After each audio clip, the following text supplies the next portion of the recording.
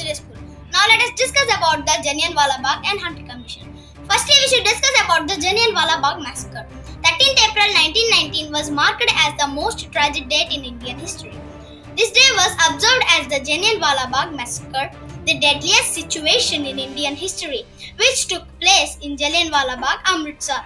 25,000 people came together in evening at 13th April 1919 to protest against the Britishers' laws imposed by the British governments.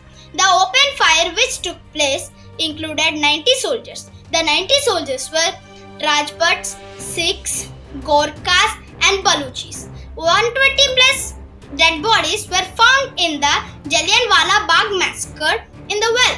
So let us discuss about the another topic, Hunter Commission. On the day of the Jallianwala Bagh massacre, at least 1,000 people, including women, children, and elderly, were died, and another 1,500 people were injured on the orders of the General Dyer. Lord William Wilson Hunter led this investigation committee. This commission was formed on 29th October 1919. At last, he reported and blamed the Dyer of the concept of the mistaken concept of duty. Thank you.